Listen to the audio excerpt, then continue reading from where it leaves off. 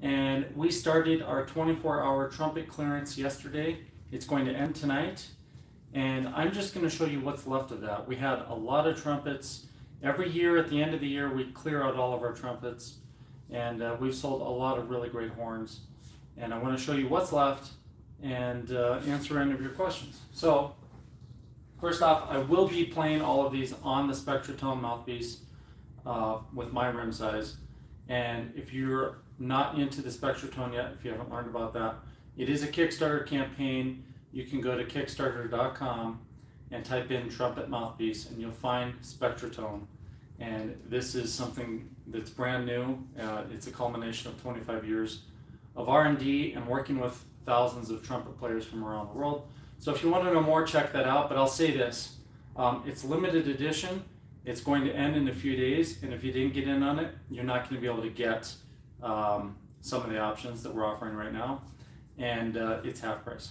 So we're going to look at some trumpets. Let's see, that one just sold, that one sold, and then I cleared out the other ones that had sold. So let's first look at the 1933 Bach Strad, and I'm going to hold it up close so you can see some of this. There's the stamp on the bell. It looks really nice. And it says, let me read it. It says Stradivarius Model 7, Vincent Bach Corporation, New York, USA. This is a Bronx horn, and the serial number is 4 digits, 1815, or maybe 1815, I think. It has some dings and dents. So this isn't a perfect horn by any means. This is a great candidate for a good player that's a real antique Bach trumpet, or something that could be used as restoration. It does have a nickel lead pipe, and the lead pipe on this one is a number 9. So pretty rare. Lead pipe 9, bell 7. And I don't know if there's a lot more to say about it other than it does have dings and dents. You can look at the photos on the website. These sell restored for like typically between $6,000 and $10,000 because it is so old. It's, you know, certainly in condition that can be restored, or you could just, if you're handy, fix it up yourself. But it's only something like $2 grand on our website.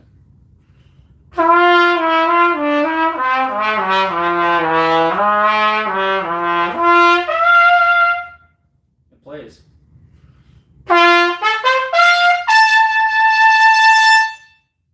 It plays just fine. I've played it before. I seriously considered keeping it for my collection. I really have too much going on. And building trumpets, I have so many goals to do that. So I'm not going to keep any more old Bach trumpets for quite a while, or any old trumpets for quite a while, unless they're extremely unique in their design. But this is a cool horn.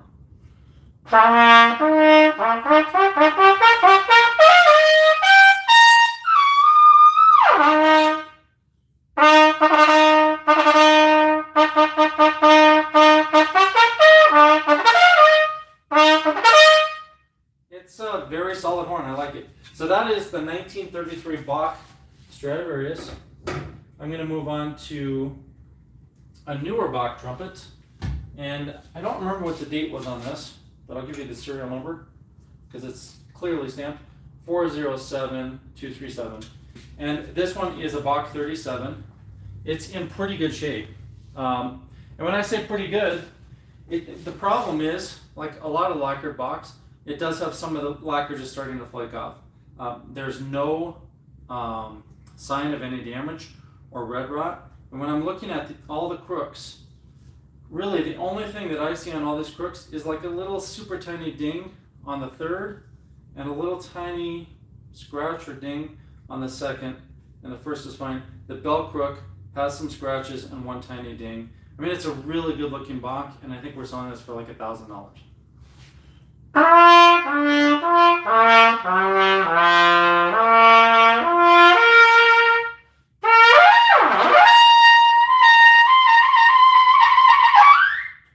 Yeah, and again, of course, it just plays just fine. I don't really know what year this is. I didn't look it up. It doesn't seem like there's anything wrong with it production-wise. Everything works and it feels good. The valves are smooth.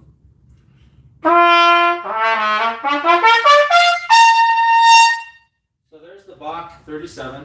It's a killer deal. If you're looking for a student trumpet, we do have the Carroll Brass and the Bach, but I'll say that, for student trumpets, that's all we have. Everything else is really, really better horns than that. And I would say, obviously, those two horns would be pro horns, but they could work well for a student budget. So, you're looking at like $1,000 there, a couple thousand for the collectible Bach. We'll get to the Carroll Brass. This one's pretty cool. It comes with 2 tuning slides. So we've got the semi-round and the round. And this one is in really good shape. It comes with this Carroll Brass case. We've had this sitting in our showroom, kind of hidden back in the back room for quite a while because we just haven't had time to do anything with it. But looking at it, it really does look like it's new. And I know the person who traded it in. Well, I know the people that traded all these in. And this one was traded. The person bought it because they wanted to have a horn to play while I built their new trumpet. And it really hadn't been played very much at all. It's got power shell or I guess dark shell type inlays. I'm not sure if they're power shell or river shale, but they're really nice. And it's clear lacquer. It's got the extra lead pipe design, so I think they put a second tube over top of the lead pipe to copy most likely the the Selmer Concept TT. So it'll look something like that. And it's nice because it has the nickel and the brass and then this red brass bell. The model number is 6280L PSM. And we looked this up when we first took it in. It's like a $2,600 trumpet new. It really is like new. I think we're asking less than that. Less than half of that. So another great horn. We had another Carroll Brass and that one sold yesterday. But let's play this one and see how it is.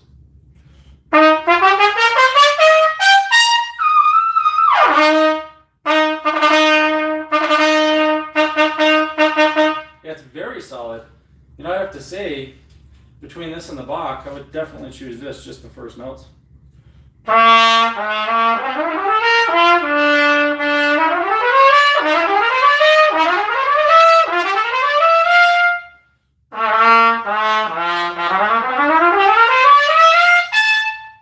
Yeah, it's in the upper register, it's so easy.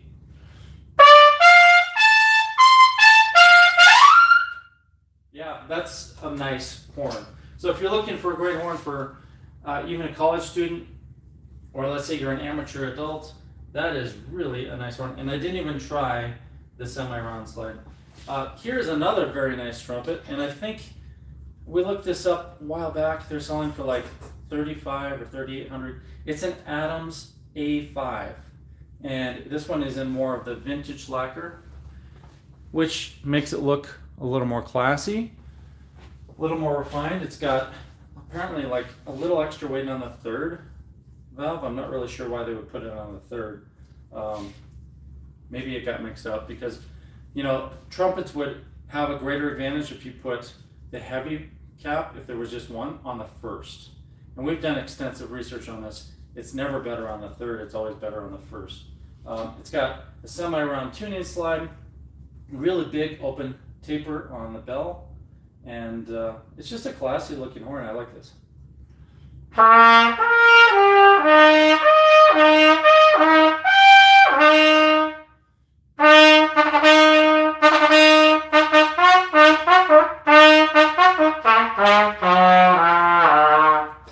Alright, so I think I'm blowing. Oh, I see it. There's just a little bit of dust in there that's coming out.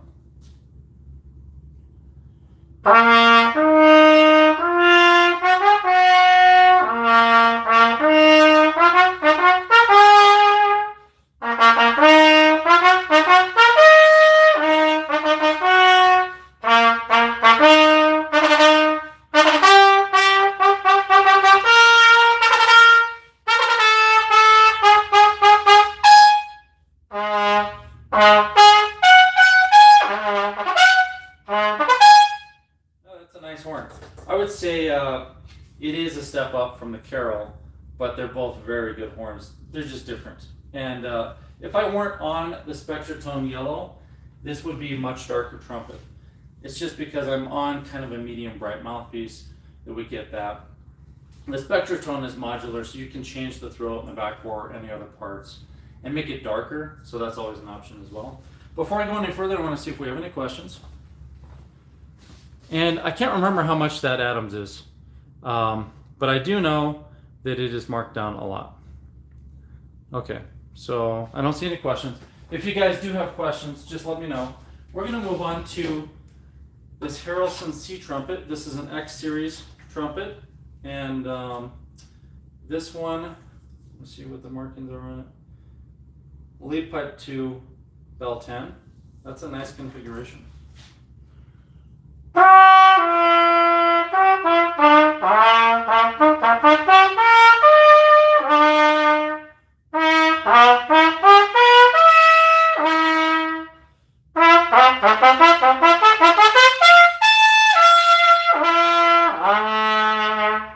And this, of course, I'm a little bit biased because I built this trumpet, but it's solid. And as soon as I start to think in the key of C, it really feels nice.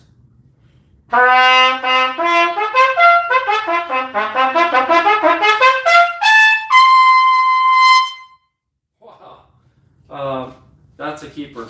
So this one is marked down something like $1,200 or $1,300. That's as low as we're going to go on that, and that's really an unheard of price for our C trumpets. I'm happy just to keep it though, so I don't really need to sell the Harrelson trumpets. So I marked them down because we do like to clear out all of our inventory, but those ones technically don't have to go. We're going to move on to the Gruff Gravity. So if you do play C, that would be suitable for really all around playing, quintet, large orchestra and small, and then solo work, so that kind of thing. Pretty much any chamber group.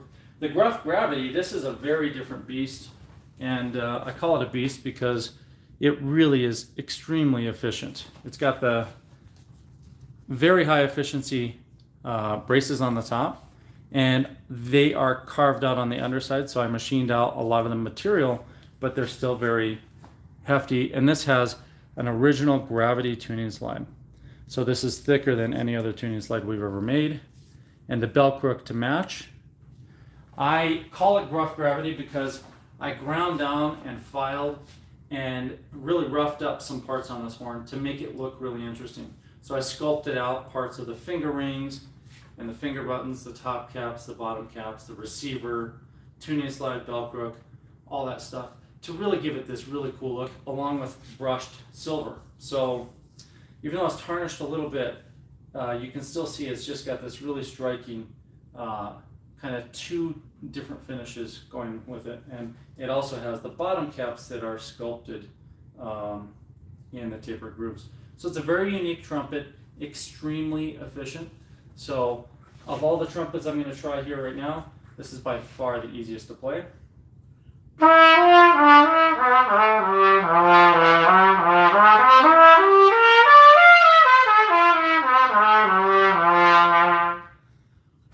me get that water over there. We had some people in playing all these horns, and I know that some of them got played a lot, like this one.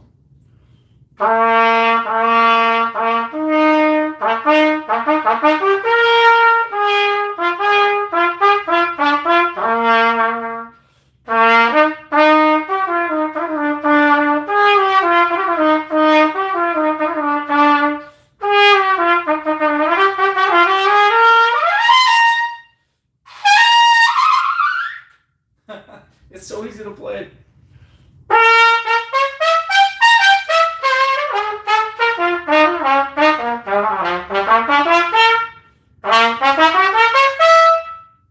Yeah, this is in a league of its own. And again, I think we marked it down to $5,000. It's really like an $8,000 or $9,000 horn.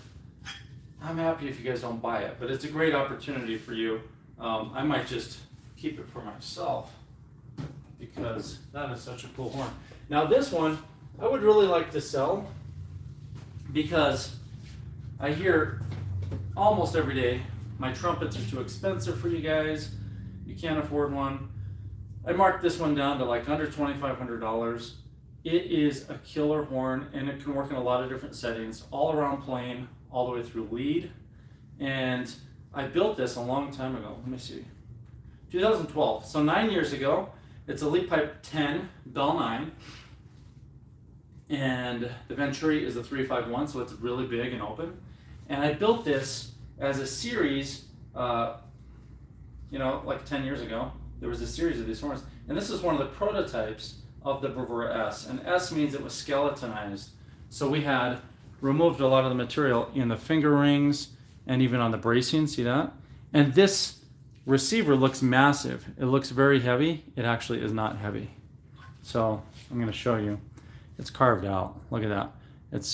Most of the material has been removed, top and bottom and sides. It's just a visual thing, and I did it just for fun. So, and also to test a little more mass back there, but it really isn't heavy. This horn is not like unbalanced.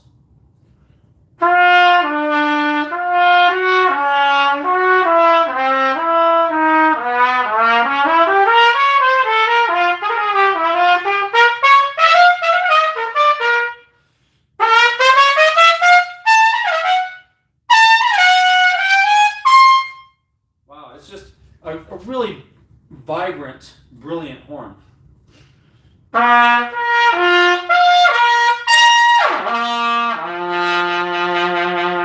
And you can get all over it very easily. Semi-rod tuning slide is the one that I would prefer on this model. It plays much more open than a round tuning slide, and it feels nice. What else is there to say on it? I think we did a deep clean on this, but we also replaced the top and bottom caps and lightened it up just a bit because it had heavier ones on there. And this is a killer horn for a really good price. So if you're looking for a Harrelson trumpet and you want a Summit or a Muse someday, you can start with any of these and trade up. And if you, let's say you have the horn for 3 years or 5 years or whatever, you can trade it back in and get your full value back as long as the trumpet is in the original condition. So unfortunately that one just sold. I was going to show it off, now I'm not. And this Summit one is really beautiful. Again, somebody bought it. So I want to thank you guys. I'll see if you have any questions for me, and then I'll let you go. All right. Philip asks, can you still custom engrave something on the lead pipe or other end of the receiver on the gravity? Well, on the laser, because we have a laser engraver as well, we could engrave. I'm just trying to think through what would look the best. Right here is the machined Harrelson logo. So you could technically put something next to that. Let me get this up in the light. So Anthony, can you see? Yeah, you can see it right there. I could engrave something on either side of that. It might be best to do it like right here, if you want engraving, or it could be right on the lead pipe, or it could be on this bell side. So yeah, you could have custom engraving. I'm just trying to help you find the best places to put it. So the answer is yes, that could be done on the Gruff Gravity. What about the top of the receiver? I could. I'll say this, it is pretty rough, but the laser would engrave right on there. I'll show you something though. It's milled flat right here. Let's see if let me try to get the camera to pick it up. See how it's milled flat where it's Gruff Gravity? So there isn't as much space up there, but if you want me to do it up there, I could. I don't see why that wouldn't work. So the answer is yes, we can do it. I just was trying to help you find a spot that might look the best. But if you want it right there, I couldn't do it on the back side of the receiver though, because I won't be able to reach it. So, I could also just put it on the valve casing. I think, yeah, so you have options. We could talk about it. If you want to give me a call on Monday, if you decide to purchase the horn, give me a call Monday morning, because I'm going to take off right after this video, and we can figure out where you want it. But yes, the answer is I could do that, and it wouldn't cost that much. So All right, thanks guys. I'll see you guys next time. I do have some other Spectratone videos coming out tonight, so watch for those, and I'll see you next time.